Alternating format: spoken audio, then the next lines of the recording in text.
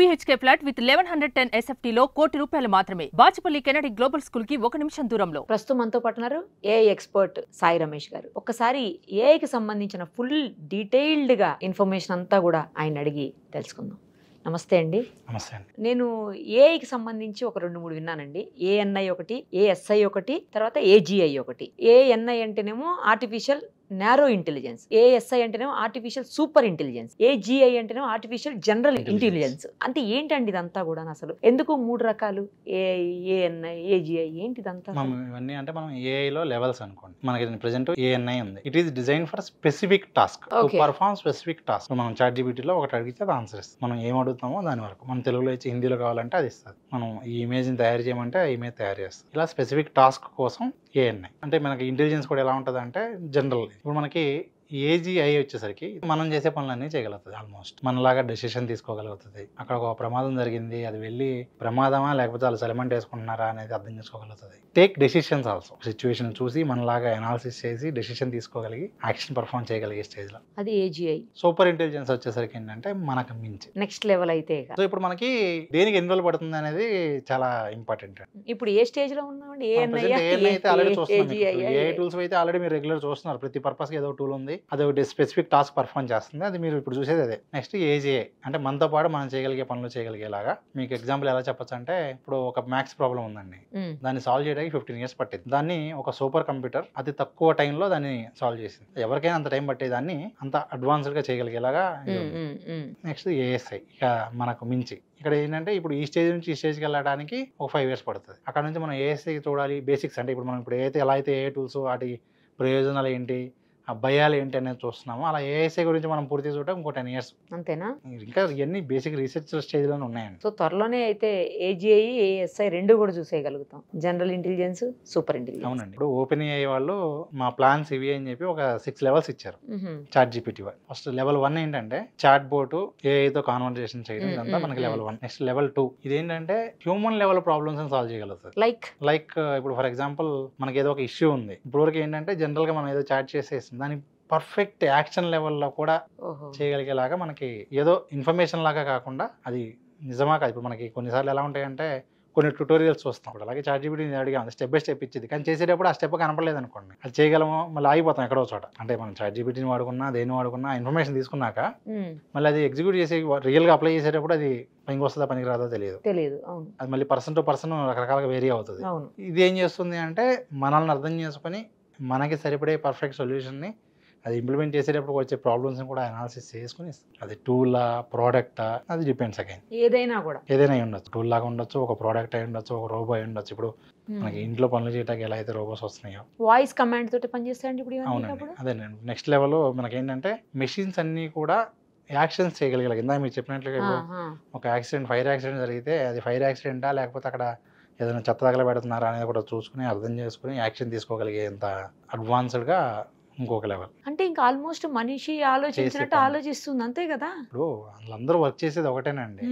మన బ్రెయిన్ ఎలా అయితే పనిచేస్తుందో ఈ ఆర్టిఫిషియల్ ఇంటెలిజెన్స్ కూడా అలాగే చేయగలిగేలాగా తయారు చేస్తున్నాం. ఏంటండి పరిస్థితి, మనుషుల పరిస్థితి మరి తర్వాత ఇంకా మనుషులతో పని ఏంటి అసలు? అట్లనే లేదు, అవే చేసుకుంటా పోతాయి అన్ని. అదేనండి. ఇప్పుడు దానిలో అడ్వాంటేజ్ ఏంటంటే ఇప్పుడు నెక్స్ట్ లెవెల్ ఇంకోటి ఇన్నోవేటర్స్ అండి. ఇన్నోవేషన్ ఏంటంటే మనకి ఇప్పుడు దాకా చాలా డిసీజెస్ కి మెడిసిన్ లేదండి. ఇవి ఇప్పుడు అవన్నీ చేస్తే చేస్తాయా పర్పస్ అది. అంటే ఇప్పుడు మనం అట్లయితే ఓకే. మనం అనేది ఏంటంటే మనం ఎవరు ఏ టూల్ డెవలప్ చేసినా, ఏ టెక్నాలజీ డెవలప్ చేసినా మానవ జాతిని నాశనం చేయడానికి కాదండి, మంచి చేయడానికే చేస్తారు. ఇక దాన్ని ఉపయోగించే వాళ్ళ మీద, దాన్ని కమర్షియల్ గా ఉపయోగించుకుని దాన్ని మార్కెట్ లో హాఫ్ లేకపోతే వాళ్ళ స్వార్థం కోసం వదిలే వాళ్ళ మీద ఉంటుంది తప్ప ఆధారపడి ఉంటుంది. నిజానికి డెవలప్ చేసేది ఎవరైనా కూడా యువర్ పర్సన్ మంచి కోసం. నేను మీకు చెప్పినట్లుగా 4th లెవెల్కి వెళ్ళింది అంటే మనం ఇప్పుడు దాకా లేని ప్రాబ్లమ్స్ కి మెడిసిన్ వస్తుందండి. ఓన్లేండి, అదన్నా జరిగితే చాలా మంది లైవ్స్ సేవ్ అవుతాయి ఖచ్చితంగా అండి. అంటే నెక్స్ట్ ఏంటి అంటే ఇంకా ఒక ఆర్గనైజేషన్ మొత్తం కూడా ఓన్లీ ఏఏ ఉంటుంది. మీరు ఆల్రెడీ చైనాలో ఒక హాస్పిటల్ స్టార్ట్ చేశారండి. హాస్పిటల్లో డాక్టర్ ఉండరు, రిసెప్షన్ దగ్గర నుంచి మొత్తం అంతా కూడా రోబోనే, ఏఐ ఉంటాయి, అసిస్టెంట్ ఉంటాయి, మొత్తం అన్ని ఆల్రెడీ ఉందండి.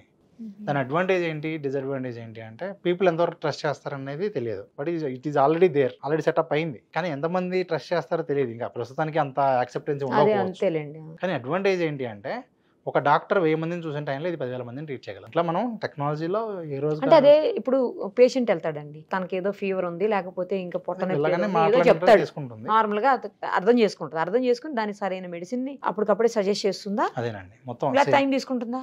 లేదు, టైం తీసుకుంటుంది. అంటే జనరల్ ప్రాసెస్ ఏనండి. ఇప్పుడు ఎలా అయితే మనకు ఉన్నది చెప్తారో, చెకప్ చేస్తారో, టెస్టులు చేస్తారో అవన్నీ అదే చేస్తాయి. ఏదో సినిమాలో మనం చూసినట్టుగా.